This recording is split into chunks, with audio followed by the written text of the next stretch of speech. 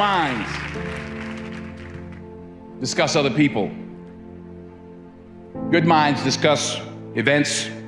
Great minds discuss ideas.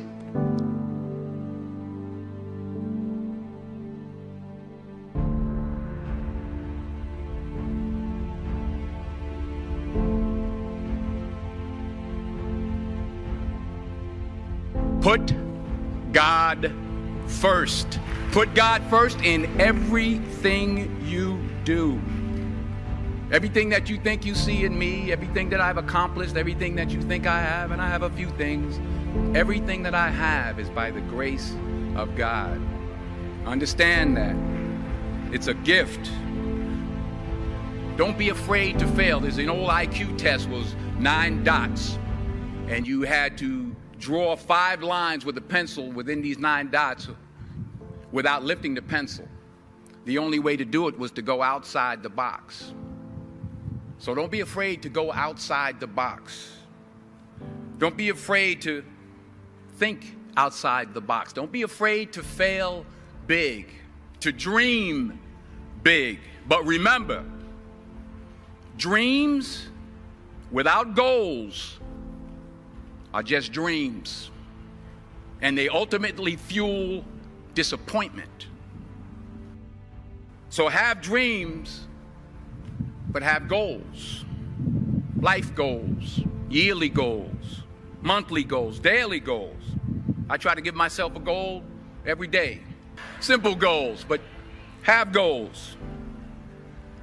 And understand that to achieve these goals, you must apply discipline and consistency. In order to achieve your goals, you must apply discipline, which you have already done, and consistency every day, not just on Tuesday and miss a few days. You have to work at it every day. You have to plan every day. You've heard the saying, we don't plan to fail, we fail to plan. Hard work works. Working really hard is what successful people do. Remember that. Just because you're doing a lot more doesn't mean you're getting a lot more done. Don't confuse movement with progress. I found that nothing in life is worthwhile unless you take risks. Nothing. Nelson Mandela said, "There is no passion to be found playing small and settling for a life that's less than the one you're capable of living." Reggie Jackson struck out 2,600 times in his career, the most in the history of baseball. But you don't hear about the strikeouts. People remember the home runs, fall forward. Thomas Edison conducted 1,000 failed experiments. Did you know that? I didn't know that. Because the 1,001st was the light bulb. Every failed experiment is one step closer to success. You've got to take risks. You will fail at some point in your life. Accept it. You will lose. You will embarrass yourself. You will suck at something. There's no doubt about it. If you don't fail, you're not even trying. I'll say it again. If you don't fail, you're not even trying. My wife told me this great expression. To get something you never had, you have to do something you never did. Remember this. Fall forward. The most selfish thing you can do in this world is help someone else. Why is it selfish? Because the gratification, the goodness that comes to you, the good feeling that I get from helping others, nothing's better than that. Well, one or two things, but nothing's better than that. Not jewelry, not big house I have, not the cars, but it's the joy. That's where the joy is, in helping others. That's where the success is. Say thank you in advance for what's already yours. It's how I live my life. That's why I am, one of the reasons why I am today. Say thank you in advance for what is already yours. True desire in the heart for anything good is God's proof to you, sent beforehand to indicate that it's yours already. True desire in the heart, that itch that you have, whatever it is you want to do, that thing that you want to do to help others and to grow and to make money, that desire, that itch, that's God's proof to you, sent beforehand already to indicate that it's yours. And anything you want good, you can have.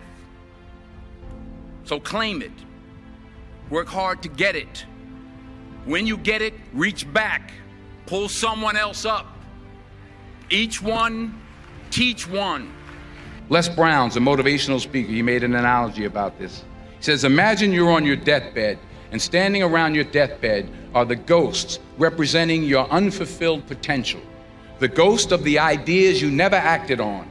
The ghost of the talents you didn't use.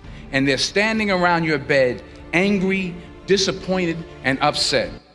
They say, we came to you because you could have brought us to life, they say. And now we have to go to the grave together.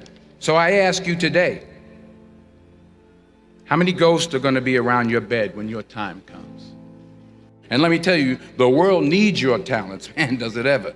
The Middle East needs your help. Japan needs your help. Alabama needs your help. Tennessee needs your help. Louisiana needs your help. Philadelphia needs your help. The world needs a lot, and we need it from you. We really do. We need it from you young people. I mean, I'm not speaking for the rest of us up here, but I know I'm getting a little grayer.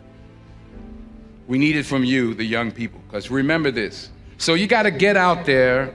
You got to give it everything you got, whether it's your time, your talent, your prayers, or your treasures. So the question is, what are you going to do with what you have? I'm not talking about how much you have. Some of you are business majors. Some of you are theologians, nurses, sociologists. Some of you have money. Some of you have patience. Some of you have kindness. Some of you have love. Some of you have the gift of long suffering, whatever it is, whatever your gift is. What are you going to do with what you have? I was helping my mother in her beauty shop. My mother owned a beauty shop up in Mount Vernon. And there was this older woman who was considered one of the elders in the town. And I didn't know her personally, but I was looking in the mirror, and every time I looked at the mirror, I could see her behind me, and she was staring at me. She just kept looking at me. Every time I looked at her, she kept giving me these strange looks. So she finally took the dryer off her head and she said something I'll never forget. First of all, she said, somebody give me a piece of paper, give me a piece of paper. She said, young boy, I have a prophecy, a spiritual prophecy. She said, you are going to travel the world and speak to millions of people. Now, mind you, I'm 20 years old, I'm flunked out of school. In fact, like a wise ass, I'm thinking to myself, maybe she's got something in that crystal ball about me getting back into school next fall. And in the years that followed, just as that woman prophesied, I have traveled the world and I have spoken to millions of people through my movies. Don't just aspire to make a living. Aspire to make a difference.